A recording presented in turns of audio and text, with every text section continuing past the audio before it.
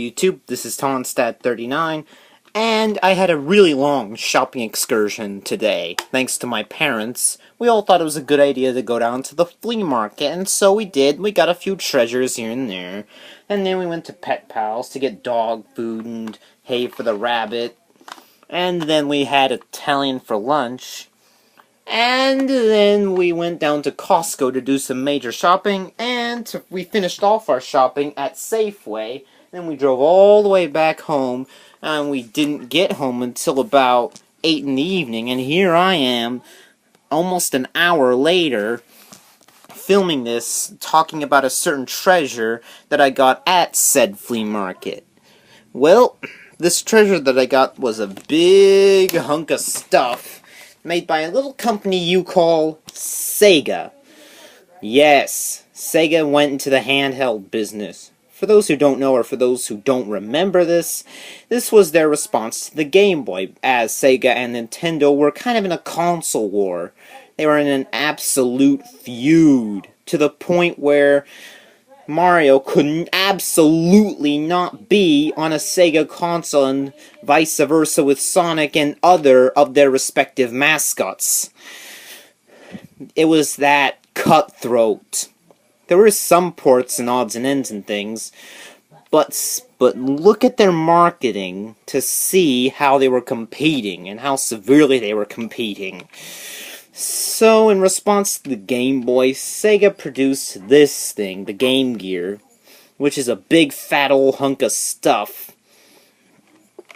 And I got this for $10 at the flea market. Yes, $10. And the guy also gave me 3 other games for free, including Sonic the Hedgehog, the Chessmaster, and Tasmania. But currently we're going to be more concentrated on reviewing Sonic the Hedgehog for the GameGear. Now, I've played it on Sonic Mega Collection on the PS2, and I've also played it on Sonic Adventure DX for the GameCube, and now here's the actual version for the GameGear.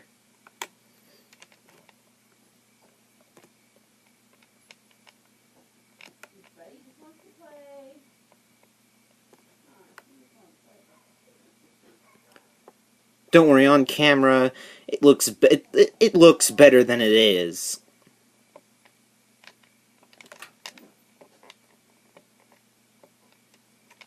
Don't worry, there's absolutely nothing wrong with your PC speakers. It's just that the sound doesn't work. Yes, the sound doesn't work, and I don't have it on low either. The sound absolutely does not work on this GameGear. So, to combat this problem, I've had to do a special setup that I've been experimenting with for the past few months. I'll have this. I'll hook this into the GameGear.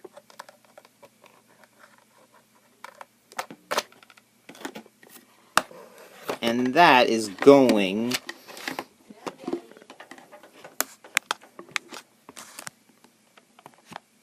and it's hooked up to to my TV right here. So, instead of hearing it out of the broken GameGear speaker, you're going to be hearing it off of as it is on my TV.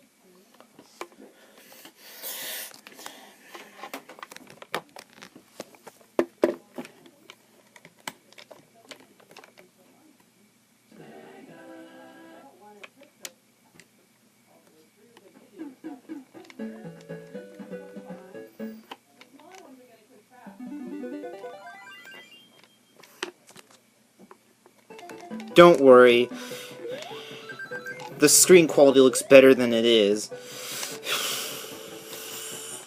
iPad, why don't you want to focus? There we go. Don't worry, the screen looks better to the naked eye than it actually is. It looks better than it is. There isn't as much ghosting. But the GameGear version does have its problems. as there's an easy way to easily skip most of the level. But for Sonic the Hedgehog on the go, this was big.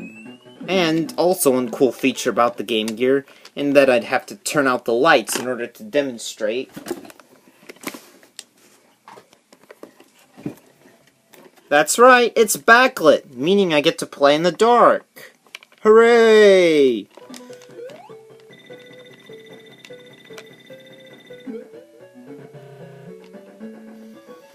No more special lighting configurations for me. Oh wait, I still have to do Game Boy videos. Crap.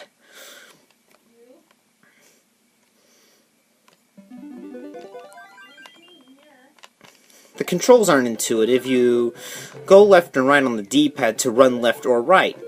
Although it's not the same as the Genesis version, it is a complete port of the Master System version. The Master System was an 8-bit console Sega made, and it was the precursor to the Genesis. And yeah, Sega made an 8-bit console. It's called the Master System. Be sure to check it out. Do I recommend it? Again, for those who... Again, there have since been better renditions of Sonic the Hedgehog on the go. And this one is based on a more obscure version. Not based off the Genesis version at all, although it borrowed from some of the music. Then again, so the Master System version did. This is not a port of the Genesis version, it's a port of the Sega Master System version. Has all the same challenge as the console Sonic the Hedgehog titles. The graphics are pretty amazing for a portable system at this time.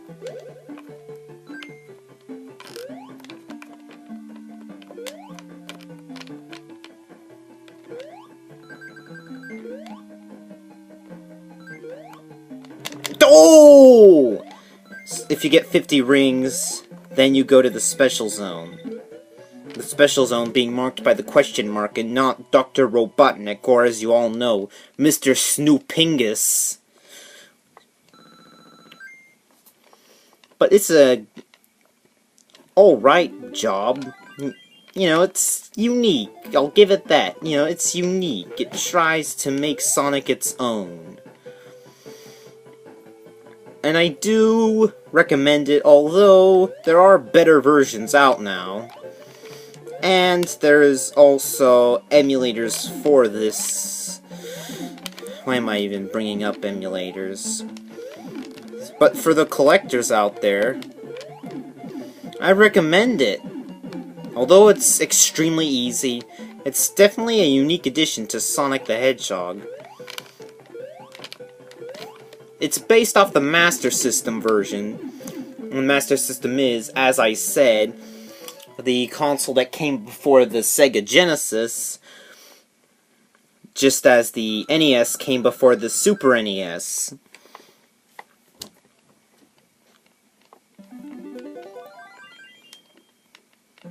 It's a unique port, definitely.